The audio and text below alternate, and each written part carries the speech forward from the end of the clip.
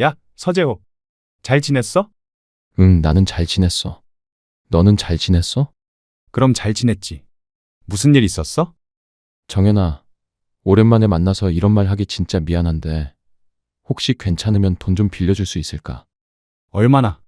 3천만 원. 내가 너무 염치 없지. 몇 년 만에 연락해서 한다는 말이 돈이나 빌려달라는 거고, 그것도 3천만 원이나. 진짜 미안해. 그런데 3천만 원이 안 된다면 조금만이라도 빌려줄 수 없을까? 정말 미안해. 빌려줄게. 뭐? 안녕하세요. 저는 감동적인 사연을 즐겨 듣는 한 남자입니다. 오늘은 돈으로 사람을 샀던 15년 전 있었던 일을 얘기해 보려고 합니다. 그때 저는 30대 초반의 평범한 직장인이었습니다. 복잡한 지하철을 뚫고 아침 일찍 출근해서 발에 불이 나도록 회사를 뛰어다니며 일을 하고 점심시간이 되면 한숨 돌리고 함께 일하는 동료들과 커피 한 잔에 휴식을 갖는 그런 평범한 직장인이었죠. 가끔은 상사의 눈치를 보기도 하고 퇴근하지 않는 상사를 보며 퇴근을 미루기도 하고 원치 않는 야근을 하기도 하며 열심히 일해놓고 남 좋은 일 많이 하는 직장인이었습니다. 아마 회사를 다니셨던 분들이라면 모두 공감하실 것 같습니다. 사실 회사를 다니지 않는 사람들도 충분히 공감할 만한 내용이죠. 저는 평범한 사람입니다. 남들 대학 갈 때 가고 군대 갈 때 군대 가고 남들 연애할 때 연애하는 대한민국의 평범한 그런 사람이죠. 그때 제가 가지고 있던 고민은 어떻게 해야 일을 잘할 수 있을까와 나는 언제쯤이면 결혼을 할 수 있을까였습니다. 그렇게 쳇바퀴 도는 삶을 살던 중 낯선 번호로 전화가 왔습니다. 낯선 번호는 받지 않았기 때문에 무시했지만 매일 한 번씩 같은 시간에 전화가 오는 이유가 궁금해서 전화를 받았습니다. 여보세요. 전화를 받은 사람은 한동안 대답이 없었습니다. 장난치는 건가? 겨우 이거 하려고 며칠 동안 전화를 걸었다고? 라는 생각을 하며 전화를 끊으려던 순간 수화기 너머에서 목소리가 들렸습니다. 정연아, 잘 지내지? 제 이름을 부르는 낯선 목소리에 고개가 갸웃거려졌습니다. 누구세요? 약간 날카로운 목소리에 놀란 듯한 상대는 잠시 머뭇거리더니 자기가 누군지 밝혔습니다. 너가 기억할지 모르겠는데, 나 서재호야. 문영고 서재호? 너랑 고1 때 같은 반이었던. 저는 오랜만에 온 동창의 연락이 너무나 반가웠습니다. 재호와는 고등학교 때 절친하게 지낸 사이였기 때문이죠. 우와, 너 진짜 오랜만이다. 잘 지냈어? 나도 잘 지냈어. 밝은 제 목소리와 달리 재호의 목소리는 풀이 죽어 있었습니다.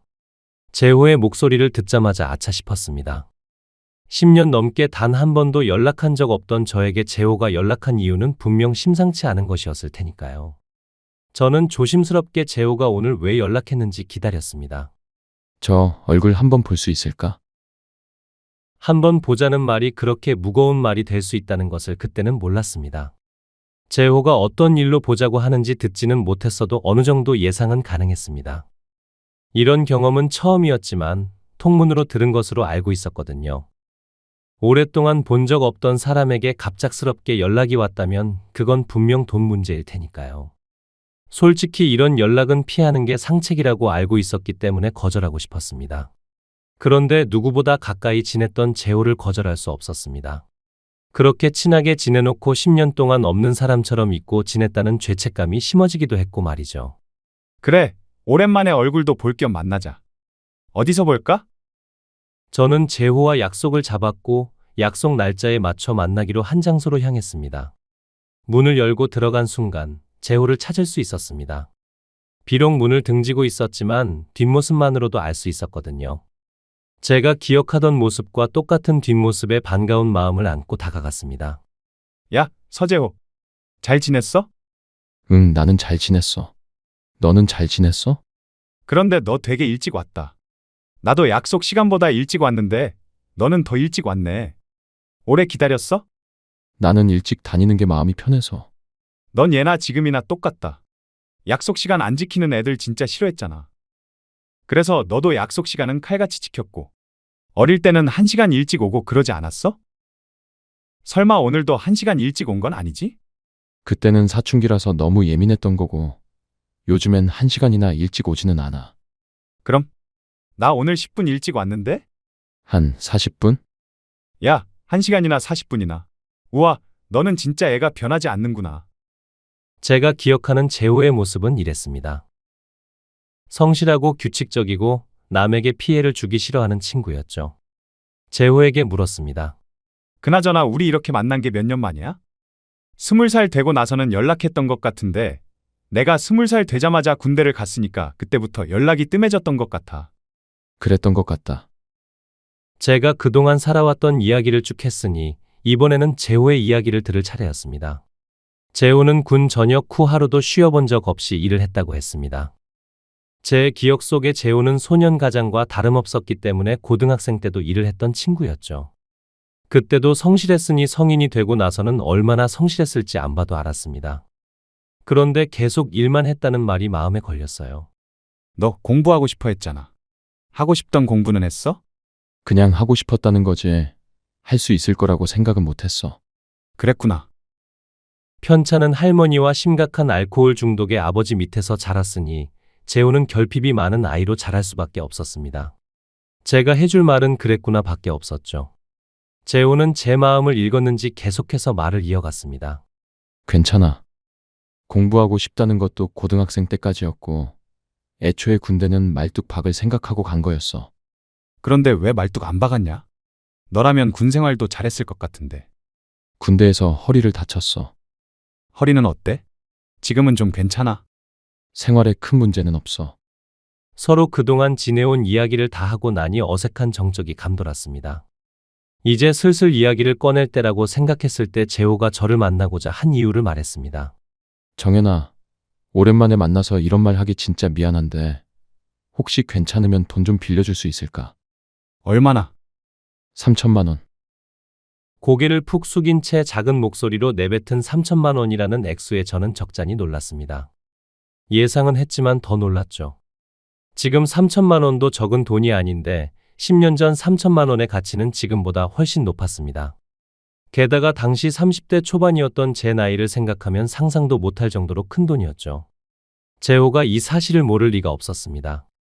재호는 3천만 원을 입에서 뱉어놓고 어쩔 줄 몰라 하며 고개를 숙이고 입을 꾹 다물었습니다. 제 수중에 3천만 원이 없었다면 모르겠지만 저에게는 3천만 원이 있었습니다. 회사를 다니면서 모아둔 것도 있었지만 대학을 다닐 때 아르바이트를 해서 번 돈과 군대에 있을 때 모은 작은 돈을 합친 것이었죠. 하지만 그 돈도 앞으로 제가 이것저것 할 것들을 생각하면 저한테 필요한 돈이기는 했습니다.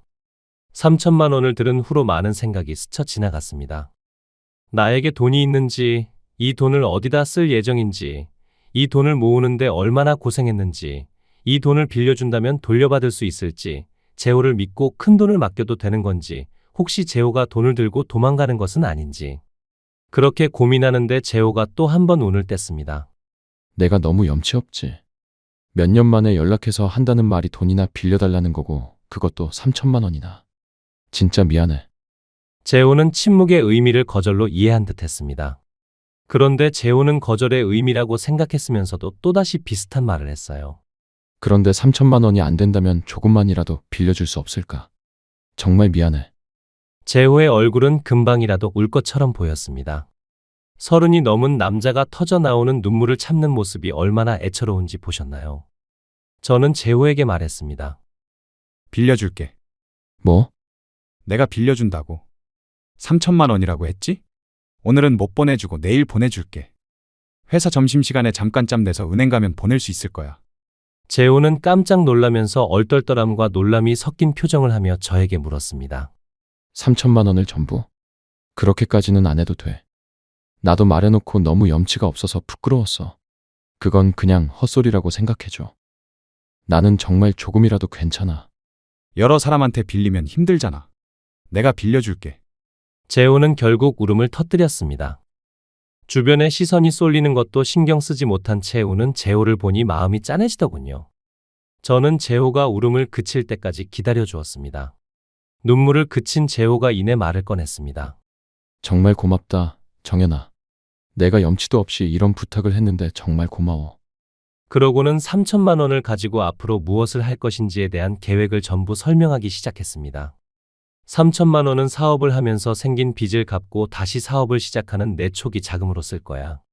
갑작스러운 사업 얘기에 당황했습니다. 지금 사업하다가 빚을 진 건데 또 같은 사업을 한다니. 벌써 돈을 많이 잃었는데 또 잃을 생각인 건가? 이거 돈을 못 받을 수도 있겠는데? 얘가 예전에 재호가 아니면 어떡하지? 라는 생각이 또 한 번 소용돌이쳤죠. 순간적으로 너무나 많은 생각이 들었습니다. 재호도 제 생각을 알아차린 것 같았습니다. 사업 아이템이 안 좋아서 빚을 진 건 아니야. 동업하던 형이 있었는데 그 형이 거래처한테서 받아둔 계약금을 들고 튀어버렸어. 일이 술술 풀리는 중이었는데 갑자기 도망친 이유는 지금 찾고 있는데 그 형이 도망만 가지 않았어도 계약건들 마무리하고 잔금까지 치를 수 있었을 거야. 너가 못 믿을 수도 있다고 생각해. 그 형이 도망가자마자 신고했거든. 그 내용을 보여줄게. 증인 서준 거래처 사장님들 연락처도 줄 수 있어. 그거 보고 빌려줘도 되겠다고 생각하면 그때 빌려줘. 그러면 빚은 동업자가 들고 튄 계약금 때문에 생긴 거야? 그거랑 위약금까지. 위약금은 면제해준 곳도 많은데 아닌 곳도 많아서 내가 지금까지 어떻게든 해결해 보려고 했는데 해결이 안 돼. 내가 도움을 받을 사람이 없었어. 아무리 생각해도 너무 염치가 없다. 미안해. 재호는 벼랑 끝에 서 있었습니다. 제가 이 자리에서 거절하는 건 재호를 벼랑 끝에서 밀어버리는 것과 똑같았죠. 미안할 게 뭐 있어. 미안해하지 마. 내일 약속한 대로 돈 보내줄게. 대신 너도 오늘 가자마자 말했던 자료 정리해서 내일 퀵으로 보내줘. 재호의 얼굴에는 화색이 돌았습니다. 사실 자료는 저에게 별다른 의미가 없었어요. 그걸 보내주든 보내주지 않든 저는 3천만 원을 보내줄 거였기 때문입니다. 내 마음에는 이미 돈 3천만 원으로 사람 한 명 살린다고 치자라는 생각이 있었던 것이죠. 재호는 이후로도 저에게 확신을 주기 위해 노력했습니다. 이게 내가 구상한 사업 아이템이야. 재호는 가방에서 제본된 종이 뭉치를 꺼냈습니다. 거래처 사장님들이랑 미팅할 때 쓰는 자료인데 이거 보고 투자해 주신 분들도 많아. 이쪽 분야를 잘 모르는 평범한 회사원인 제가 봐도 재호의 사업 아이템은 심상치 않았습니다. 도망간 동업자가 대체 이런 아이템을 두고 왜 도망갔는지 도통 이해가 되지 않았죠. 동업자는 왜 이런 아이템을 두고 도망을 간 거야? 나도 그 이유를 알고 싶어. 내가 예상하는 바로는 당장 눈앞에 있는 돈에 욕심이 난 게 아닐까 싶어. 계약된 내용을 처리하고 잔금을 받을 때까지는 시간이 좀 걸리니까 본인이 지금까지 투자했던 투자금을 하루라도 빨리 회수하고 싶었던 거지. 그렇게 바보 같은 인간이 있다고? 매일같이 잔금 언제 받을 수 있냐고 노래를 불렀거든. 그게 아니라면 도무지 이해가 되지 않아. 그래, 나도 그런데 너는 어떻겠냐? 3천만 원이 생기면 일단 이 회사한테 계약금과 위약금을 물어줄 거야. 이것만 해결되면 다시 거래를 해주신다고 했거든. 그 일이 있었는데도 다시 거래해준대. 감사할 따름이지. 열심히 설득하기도 했고 상황도 다 아시고 이 회사랑 거래를 시작하면 나머지 돈으로 그동안 하려고 했던 일을 계속할 거야. 그렇게 해서 잔금을 모으면 똑같이 다른 회사에도 계약금과 위약금을 갚을 거고 시간은 좀 걸리겠지만 지금으로서는 이게 최선인 것 같아. 이 말인즉슨 제게서 빌려간 돈 3천만 원을 갚는데 시간이 꽤 걸릴 거라는 얘기였습니다. 그래서 너한테 돈을 갚는데 시간이 좀 걸릴 수도 있어. 이 얘기는 꼭 해줘야 할 것 같아서. 어느 정도 걸릴 것 같은데? 그건 확실하게 말하기는 어렵다. 그렇지만 분명한 건 돈이 들어오면 최소한의 금액을 제외하고는 다 너한테 보낼게. 한 달에 한 번씩 보낼 수 있을 거야. 그래, 그럼 그렇게 해. 너는 내가 못 믿었지 않아? 아니야. 3천만 원이 큰 돈도 아니고 솔직히 걱정되지. 그런데 널 못 믿는 건 아니야. 왜? 10년 만에 연락한 거잖아. 나는 되게 불쾌할 줄 알았어. 불쾌하기는 무슨 그런 말을 해. 놀라기는 했지. 솔직히 너가 이러는 데는 이유가 있다고 생각해. 내가 아는 너는 절대로 함부로 이런 말을 꺼낼 사람이 아니야. 재호의 눈에는 또다시 눈물이 가득 차올랐습니다. 그만 울어, 짜식아. 나한테 지금 얘기한 거 가지고 가면 거절할 회사는 한 군데도 없을 거야. 자신감 가져. 난 그냥 월급쟁이인데도 너 아이템이 얼마나 좋은지 딱 보여. 그러니까 3천만 원 가지고 어떻게든 해내봐. 잘 되면 나부터 생각해주고, 알겠냐? 그렇게 재호를 보내고 다음 날 약속한 대로 3천만 원을 송금했습니다. 송금하러 가기 직전 재호에게 받은 기계에는 그동안 거래해온 앞으로 거래할 거래처의 명단과 전화번호가 적혀 있었고 각 회사별 특징과 거래 내역까지 야무지게 확인할 수 있었습니다. 제가 이렇게 3천만 원을 흔쾌히 빌려줄 수 있었던 이유는 재호의 설명과 사업 아이템이 자세하고 확실했던 것도 있지만 제 다짐은 그 이야기를 듣기 이전이었습니다. 저는 오로지 고등학교를 다닐 때의 기억만으로 재호를 신뢰했습니다. 고등학교 1학년에 같은 반이었던 재호는 선생님들에게도 친구들에게도 사랑받는 친구였습니다. 저는 그런 재호를 동경하는 사람 중 한 명이었죠. 저는 학업 성적도 좋고 선생님들에게 항상 예의 바르게 행동하는 재호의 모습이 너무나 멋있어 보였고 그 모습을 따라하면서 덩달아 좋은 성적을 거둔 사람 중에 한 명입니다. 10년 뒤 재호를 제외했을 때까지만 해도 재호는 그 사실을 까맣게 몰랐죠. 저도 까맣게 잊고 있었으니까요. 그렇게 재호를 동경하다 보니 자연스럽게 재호와 가까워지게 되었고 저는 재호와 가장 가까운 친구 사이로 학교를 다니게 되었습니다. 학교 생활은 즐거웠어요. 잠자는 친구가 있으면 분무기를 뿌려서 잠을 깨우고 쉬는 시간이 되면 나가서 공을 차고 밥 시간이 되면 전력질주에서 맛있는 반찬을 선점했죠. 그런데 학교가 마친 후에는 재호와 시간을 보낼 수 없었습니다. 그 흔한 독서실을 같이 다니자고 해도 재호는 곤란한 내색을 비쳤습니다. 처음에는 왜 그러는지 알 수 없었습니다. 나중에 알게 된 사실은 재호가 소년 가장으로 살고 있다는 것이었어요. 재호가 고등학교 3년 내내 학교를 첫 번째로 올 수 있었던 이유는 새벽같이 일어나 신문을 돌렸기 때문이라는 걸 아주 우연한 계기로 알게 되었습니다. 고등학교 1학년 여름방학을 지나고 나서 저는 살이 굉장히 많이 쪘습니다.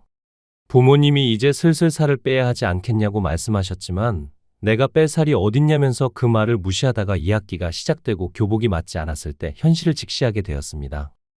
큰 충격을 받고 그날부터 운동을 시작했어요. 새벽같이 출근하시는 아버지와 함께 일어나 아버지가 출근 준비를 하실 때 저는 집 앞 공원에서 달리기를 했죠. 그렇게 땀을 쭉 빼고 집에 들어와서 아침 식사를 하시는 아버지와 함께 밥을 먹고는 했습니다. 한동안은 그게 제 아침 일상이었어요. 그날도 어김없이 집 앞 공원에서 달리기를 하고 집에 돌아가는 길이었습니다. 아주 이른 아침이라 적막함이 가득했는데 멀리서 큰 소리가 나더군요. 무슨 일인가 싶어 다가가니 자전거를 여기 내팽개치면 어떡해라고 소리 지르는 경비원 아저씨가 보였습니다. 아저씨 앞에는 제 또래의 남자아이가 죄송하다는 말을 하고 있었죠. 손에는 신문지 뭉치를 들고요. 급하게 내리느라 자전거가 넘어졌나 봐요. 죄송합니다. 지금 그게 문제가 아니잖아. 그러다가 사람이 걸려서 넘어지면 어쩌려고? 남자아이는 연신 고개를 숙이며 죄송하다는 말을 하고 있었습니다. 무슨 일인지는 모르겠지만 제가 낄 일은 아니었기 때문에 돌아가려는 찰나 남자아이가 몸을 돌렸고 저는 눈이 마주친 뒤에 아주 잠깐 멈칫했고 까무러치듯 놀랐습니다. 재호였어요. 멀리서 봐도 재호였죠. 설마 거기서 재호를 만날 거라고 생각을 못했기 때문에 재호의 목소리를 듣고도 재호라는 생각을 못했던 거였습니다. 재호에게 다가가니 재호는 당황스러운 표정을 지었고 경비 아저씨는 더더욱 놀란 표정을 지었습니다. 뭐야? 둘이 아는 사이니? 네, 같은 반 친구예요. 재호에게 다가가는데 그 순간 아버지가 나타나셨습니다. 너는 왜 집에 안 들어오냐? 엄마가 찾아오라고 난리야 난리. 밥 식으니까 얼른 들어와. 아버지는 어딘가 이상한 기류를 느끼셨는지 제게 물으셨습니다. 뭐야? 대답이 없자 경비 아저씨에게 물으셨죠. 애들이 무슨 잘못했나요? 왜 아침부터 애들이랑 여기에? 경비 아저씨는 당황해하며 자리를 떠나려고 하셨습니다. 그렇게 당황하시는 걸 보면 상황이 어떻게 된 건지 파악하는 건 순식간이었죠. 내 친구가 자전거를 쓰러뜨렸는데 그것 때문에 화가 많이 나셨어. 아버지는 갸웃거리며 물으셨습니다. 이게 넘어가면서 차라도 긁었니? 아니요. 경비 아저씨. 누가 자전거에 부딪혔습니까? 아니, 그 자전거를 쓰러뜨리면 사람들이 지나가다가 다칠 수도 있고. 여기 자전거 두는 곳 아닙니까? 여기 옆에도 쓰러진 자전거 천지인데 누가 여기에 걸려 넘어진다고요? 애들이 잘못한 게 있으면 말씀하세요. 제가 데려가서 단단히 혼을 내겠습니다.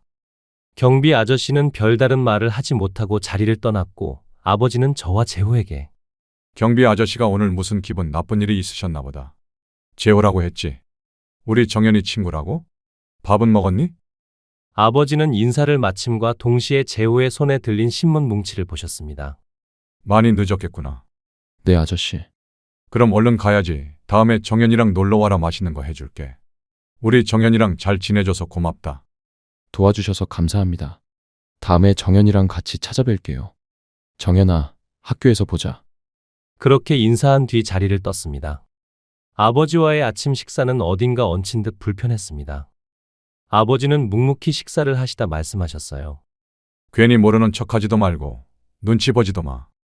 다른 애들이랑 있을 때는 말을 아끼되 재호랑 있을 때는 아무렇지 않게 행동해. 왜요? 재호 입장에서는 숨기고 싶을 수 있잖아. 그게 왜 숨길 일이냐? 칭찬받을 일이지. 네가 애써 모른 척하면 그게 숨겨야 할 일이라고 생각할 거 아니야. 먼저 나서서 말할 거는 아니지만 얘기가 나오면 아무렇지 않게 행동해.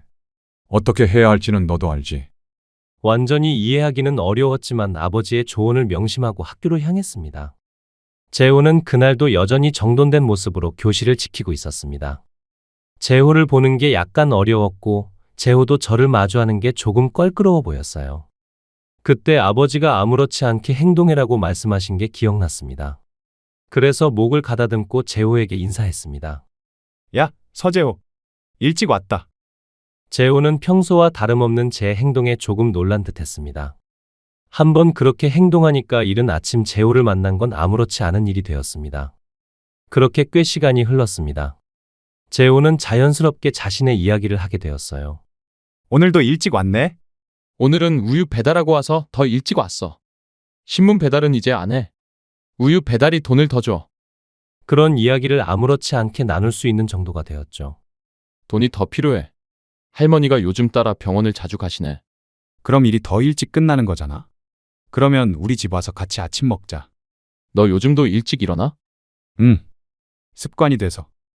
사실 저는 이미 예전에 게으른 상태로 돌아간 지 오래였지만 우유 배달을 끝낸 뒤 등교 시간까지 시간이 비어있을 재호에게 도움이 되고 싶었습니다. 집에 돌아가서 부모님께 이 말씀을 드렸고 저는 아침마다 재호와 함께 아침을 먹고 학교를 향했습니다. 매일 아침을 함께 하다 보니 부모님과 재호도 가까워졌어요. 요즘 할머니 건강은 좀 어떠셔? 지난번에 챙겨주신 보약 드시고 많이 좋아지셨어요. 할머니가 감사하다고 꼭 전해달라고 하셨어요. 감사합니다. 다행이네. 병원에서는 뭐래?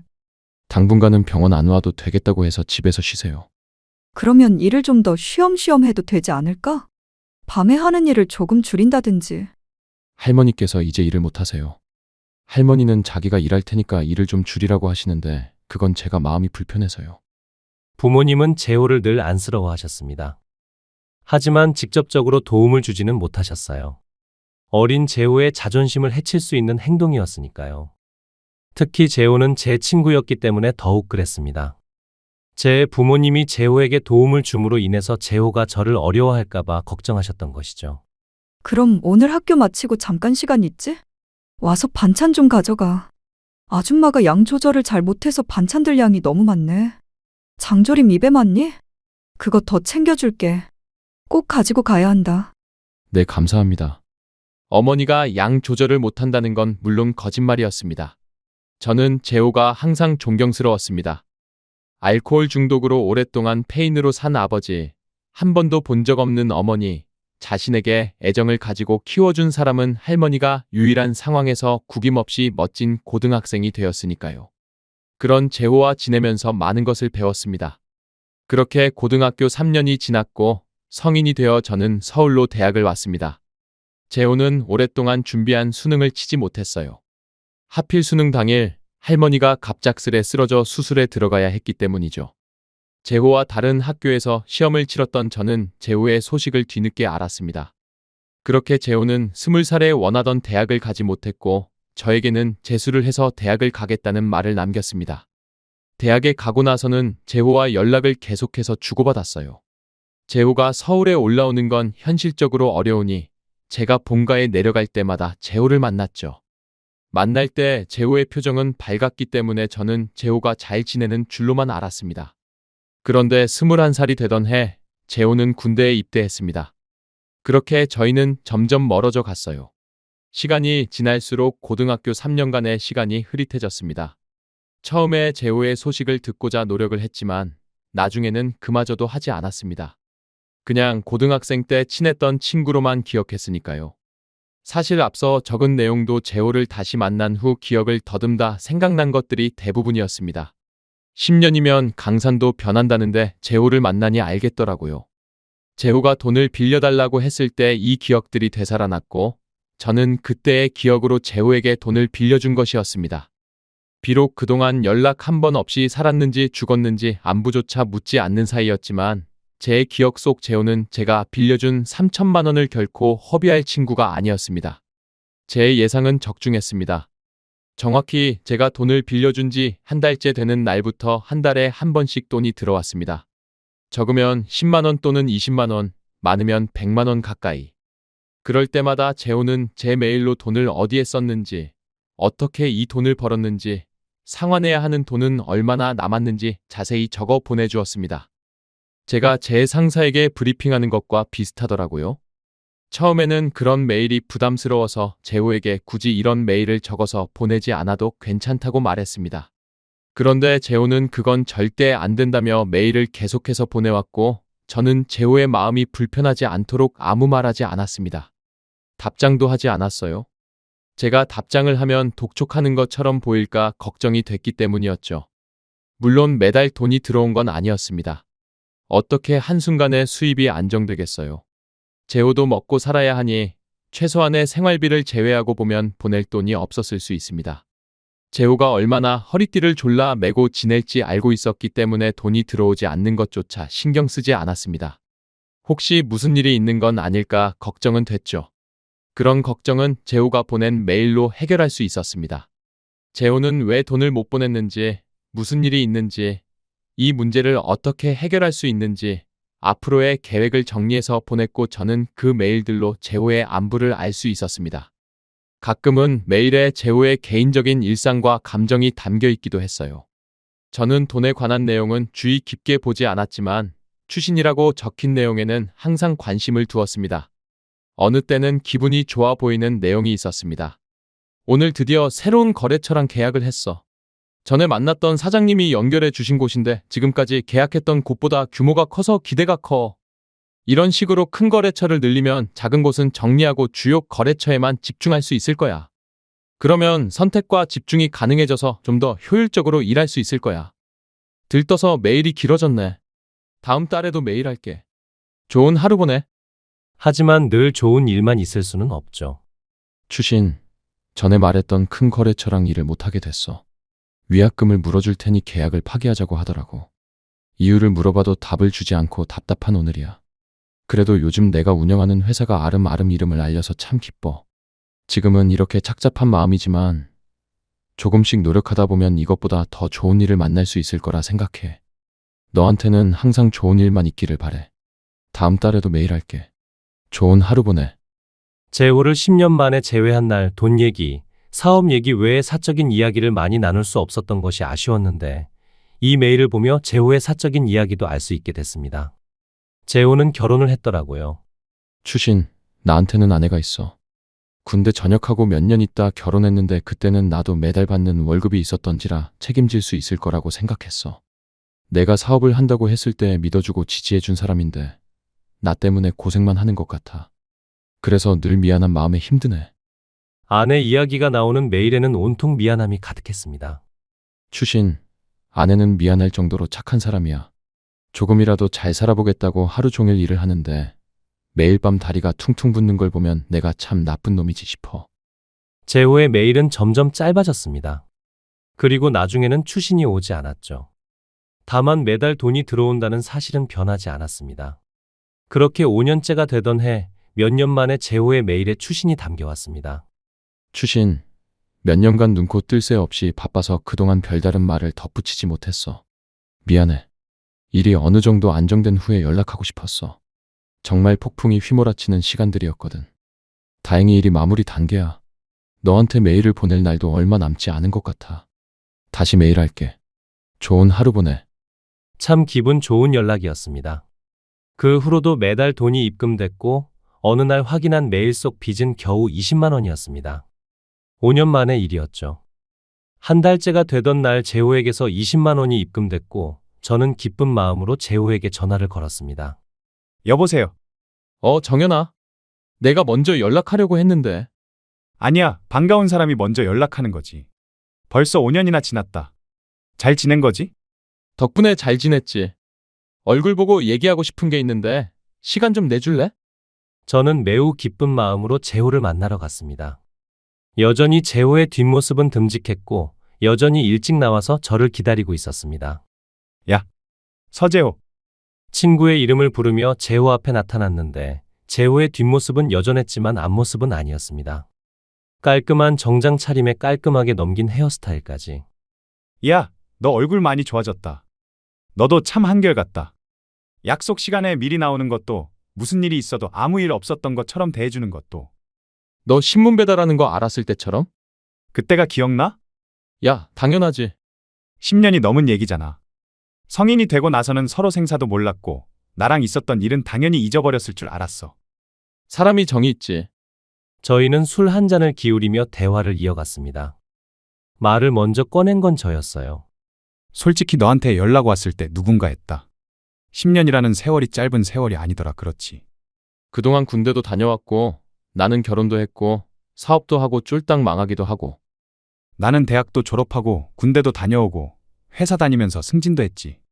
연애도 시작했고, 내 인생 사는 것도 바쁜데 과거를 돌아볼 여유가 있었겠냐? 그래도 너 만나서 참 좋았어. 옛날 생각하니까 즐겁더라. 재호는 한동안 말이 없었습니다. 그리고 5년 동안 메일에 미처 적지 못했던 이야기를 털어놓았어요. 5년 동안 너한테 하고 싶은 말이 참 많았는데 힘들다고 하면 돈 갚는 게 힘들다고 징징거리는 것처럼 느껴질까 봐 쉽게 말을 못했어. 힘들다고 조금이라도 티낸 날에는 엄청 후회했고 그래. 그런 것 같더라. 그러면 최근이 제일 힘들었던 거야? 일이 좀 잘 풀리려고 하면 문제가 생기고 이게 반복되니까 나중엔 좀 지치더라고. 그걸 극복하면서 일하려니 좀 힘들었어. 그런데 용케도 돈은 안 밀렸다. 무슨 못 보낸 달도 있었어. 그랬나? 아무튼 나는 네가 돈을 언제 갚았든 신경도 안 쓰고 있으니까 신경 쓰지 마. 내가 무슨 악덕 사채업자도 아니고. 저희의 분위기는 조금씩 풀어졌고 재호와 저는 계속해서 술잔을 기울였습니다. 술이 들어가면 솔직해지게 되죠. 재호는 여전히 말하지 못하고 가슴에 숨겨두었던 그동안 있었던 진짜 이야기를 시작했습니다. 정연아, 나 진짜 정말 많이 힘들었다. 그래, 그랬겠지. 아니, 너는 상상도 못할 정도로 힘들었어. 사람이 하루에 3시간도 못 자고 보름을 집 밖으로 나돌면 어떻게 되는지 알아. 나는 누구고, 여기는 어디고, 내가 왜 여기에 있는지조차 헷갈려. 주변에서 쉬라고, 쉬어야 한다고 말해도 화만 나지. 지금 쉬면 내 인생이 쫄딱 망할 것 같은데. 내 속도 모르고 쉬란 말을 한다고 사람이 옹졸해지고 치사해져. 이렇게 변해가는 내 모습을 보다 보면 정말 스스로가 너무 한심해진다. 저는 묵묵히 재호의 말을 들어주었습니다. 난 평생 사람이랑 싸워본 적이 없어. 동업자 형이 불평불만을 해도 화낸 적 없고 사람 대 사람은 대화를 해야 한다고 믿고 살았어. 그런데 내가 삿대질을 하면서 싸우고 있더라. 어디서 배웠을지 모르는 욕을 해대면서. 그러고 집에 가면 자괴감이 몰려와. 내가 이렇게까지 망가지며 일을 해야 하나 싶고 스스로 적을 만드는 이런 행동이 과연 옳은 건가 싶고. 다른 사람은 몰라도 재호라면 정말 힘들어했을 게 뻔했기 때문에 저는 여전히 재호의 말을 잠자코 들어주었습니다. 그렇게 살다가 매달 너한테 돈을 보내고 메일을 쓸 때가 되면 그제야 정신을 차렸어. 다 포기하고 싶은 순간에도 포기하지 않았던 이유는 나를 기다리는 사람이 있어서였어. 너도, 그리고 나만 바라보고 있는 아내도, 함께 일을 하게 된 동료들도. 책임감이 널 움직인 거야. 그렇게 말해줘서 고맙다. 넌 대단한 녀석이야. 동업자한테 당하고 쫄딱 망했지만 결국 다시 일어섰잖아. 같이 일하는 직원들도 생겼고, 널 믿고 일을 맡기는 거래처도 생겼고. 그러니까 과거의 실수에 너를 묶어두지 마라. 너는 예나 지금이나 대단한 녀석이야. 고마워. 내가 왜 10년 동안 너를 잊고 살았는지 정말 후회가 돼. 그건 나도 마찬가지야. 호야, 나는 네가 참 멋지다. 돈을 들고 도망간 건 동업자지. 네가 아닌데 그걸 끝까지 책임지고 함께 고생하는 아내한테 고마워할 줄도 미안해할 줄도 알고. 원래 사람이 그렇잖아. 힘들면 자기부터 생각하게 되는 거. 인간은 원래 그런 건데 너는 아니었어. 너는 어떻게 생각할지 몰라도 내가 보는 너는 그래. 제가 누군가에게 위로가 될 수 있을 거라는 생각은 못했는데 이런 식으로 재호를 위로하게 되다니. 재호를 보며 뭉클한 마음이 들었습니다. 저에게 고맙다는 말을 연신하던 재호는 가방을 열더니 통장을 건넸습니다. 술 먹다가 한탄했다가 위로했다가 감동적인 시간을 보내고 있다고 생각했던 이 시점에 통장이라니 이게 뭔가 싶었습니다. 통장을 왜 줘? 열어봐. 재호가 준 통장을 본 저는 더 의아해하며 물었습니다. 3천만 원. 이게 뭐야? 그거 이자야. 너한테 빌렸던 3천만 원에 대한 이자. 저는 황급히 통장을 내려놓으며 재호에게 건넸습니다. 너 미쳤어? 3천만 원이 휴지 조각도 아니고 어떻게 이걸 그냥 줄 생각을 해? 그리고 내가 사채업자도 아니고 무슨 이자가 원금이랑 똑같아. 당황스러운 마음에 말을 와다다 쏟아내는데 재호가 처음으로 밝은 얼굴로 말했습니다. 너한테 그 돈이 있었으면 어딘가에 투자를 하든 적금을 하든 여러 방법으로 돈을 불렸겠지. 그거에 대한 이자야. 내가 5년 동안 3천만 원으로 할 수 있었을 너의 기회를 샀다고 생각해줘. 난 내가 산 기회의 대가를 지불한 것뿐이야. 아니, 아무리 그래도 이건 너무 큰 돈이야. 너 사업 안정된 지도 얼마 안 됐다며. 맞아. 저는 얘가 사업이 잘 풀려서 들뜬 게 아닌가 하는 걱정이 들었습니다. 굳이 꼭 주고 싶으면 사업이 좀 안정된 다음에 줘. 지금은 아니야? 아니야. 이렇게 해야 내가 마음이 편해서 사업에 집중할 수 있을 것 같아. 나 도와준다고 생각하고 꼭 받아줘. 저희의 실랑이는 술집이 문을 닫을 때까지 계속되었습니다. 결국 고집의 승리는 재호의 손에 돌아갔고 저는 3천만 원이 담긴 통장을 꼭 쥔 채 집으로 돌아가서 아무도 모르는 곳에 통장을 숨겼습니다. 그 후 저는 곧장 부모님에게 연락을 드렸어요. 아버지, 재호 기억나세요? 재호, 서재호요. 나 고등학생 때 매일 집 와서 아침 먹고 반찬도 챙겨주고 했던. 아, 그럼 기억하지. 그 녀석 참 똑부러졌었는데 요즘도 연락하고 있었냐? 괘씸하기는 얼굴 한번 안 비춰주고 말이야. 나중에 한번 데려와 밥이나 한 끼 지어주게. 저는 본가로 내려가 재호와 있었던 이야기를 말씀드렸습니다. 얼마 안 있어 재호와 재수 씨가 본가로 찾아왔고 저희 가족은 아주 오랜만에 재호를 만나 그동안의 회포를 풀었습니다. 재호의 할머니와 아버지는 돌아가신 지 꽤 오래된 상황이었기 때문에 재호는 북적거리는 분위기에 가족이 항상 부러웠다고 했습니다. 재수 씨도 마찬가지죠. 그렇게 재호와 저희 가족은 잊고 지냈던 10년의 세월이 무색할 정도로 다시금 한 가족이 되었습니다. 그런데 얼마 지나지 않아 저희 가족에게 큰 문제가 생겼습니다. 아버지가 갑작스럽게 쓰러지신 것이었어요. 결혼 준비를 하고 있던 저도 어머니도 재호도 너무나 놀랐죠. 건강하시던 분이 한순간에 쓰러지신 거였으니까요. 병원에 가서 검사를 했는데 의사의 말은 희망적이었습니다. 치료 방법이 있습니다. 저희 가족은 고민할 것도 없이 치료해달라고 말했습니다. 그런데 뒤이어 나온 말은 희망적이지 않았습니다. 치료 방법이 있기는 한데 우리나라에서는 치료가 불가능합니다. 미국으로 가셔서 수술하셔야 해요. 한국에서는 이 병을 치료해 본 의사가 없습니다. 섣불리 수술했다가는 목숨을 잃을 가능성이 높습니다. 저희는 곧장 아버지를 미국에서 수술시킬 방법을 찾아보았지만 현실적인 문제에 부딪혔습니다. 터무니없는 비용 때문이었어요. 미국에서 치료를 받는 거라 보험은 꿈도 못 꿨고 미국인들에게도 살인적인 병원비를 외국인인 저희가 감당할 방법은 없었습니다. 결국 아버지가 이 사실을 알게 되셨고 아버지는 자신을 포기하라는 말까지 할 정도였습니다. 결혼 준비는 올 스톱 됐고 어머니와 저는 하루하루를 지옥에서 살았습니다. 그런데 어느 날 퇴근을 하고 집으로 가는데 집 앞에 재호가 기다리고 있더군요. 왜 여기 있냐? 집에 들어가 있지. 어머니, 아버지 계셔? 재호는 말없이 저를 차에 태웠고 조금 거리가 있는 곳으로 차를 옮겼습니다. 뭔 일이길래 여기까지 데려가? 부탁할 게 있는데 네가 거절할 게 뻔해서 멀리 데려가는 거야. 부탁 안 들어주면 그냥 거기 버리고 오게. 터무니없는 말에 헛웃음을 짓고 나니 목적지에 도착해 있었습니다. 도착한 곳은 인적 드문 항구였어요. 그래서 할 말이 뭔데? 재호는 저와 나란히 서서 바다를 바라보다 한마디를 툭 던졌습니다. 아버지, 미국 모시고 가자. 쉽게 말할 문제 아니라는 거 알잖아. 병원비가 얼마나 나올지 감당이 안 될 정도야. 빚이라도 내고 모시고 가고 싶은데 너도 알잖아. 불가능해. 내가 모시고 갈게. 당연히 병원비 부담도 내가 할 거고. 너 미쳤냐? 네가 그 돈을 왜 내? 그건 내도 내가 내야지. 그래서 부탁이라고 했잖아. 이렇게 안 하면 나는 평생 마음의 짐을 진 상태로 살 거야. 아버지를 위한 것이기도 하지만 결국 나를 위한 것이기도 해. 고등학생 때 10년 만에 만난 나를 믿어주고 3천만 원을 빌려줬을 때, 5년 동안 아무 말 없이 나를 기다려줬을 때, 5년이 지나 나를 가족으로 받아줬을 때 나는 이미 너의 형제였고 어머니, 아버지 자식이었어. 너는 아니냐? 저는 재호의 말에 반박할 수 없었습니다. 재호는 제게 형제나 다름없었으니까요.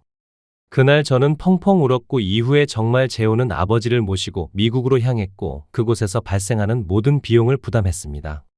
저라면 감당할 수 없었을 금액이었지만 재호는 결국 그 많은 병원비를 해결해줬죠. 아버지의 치료가 성공적으로 끝나 한국으로 돌아오셨을 때 저는 그제야 웃으며 말할 수 있었습니다. 야, 서재호 돈 엄청 벌었나 보다. 내가 서재호의 경제력을 얕봤네. 그러면 형님이라고 불러 임마. 그런가? 아니, 그럴 수는 없지. 너 그때 내가 3천만 원 안 빌려줬어 봐. 지금 깡통 차고 있었을걸? 그래. 네가 내 형님이다. 형님 맛있는 밥이나 먹으러 가시죠. 저희는 여전히 지나간 일이 아무것도 아니었던 것처럼 웃으며 지내고 있습니다. 그동안 재호는 오래 기다렸던 아이를 품에 안았고 저도 결혼해서 아이를 낳았습니다. 아버지는 언제 편찮으셨냐는 듯 건강을 회복하셨고 전원주택을 지어 그곳에서 행복하게 지내고 계십니다. 저는 그때 저에게 전부인 3천만 원을 10년이나 잊고 지냈던 친구에게 주었습니다. 그리고 5년이 지났을 때 저는 세상의 그 무엇과도 바꿀 수 없는 인연을 얻게 되었습니다.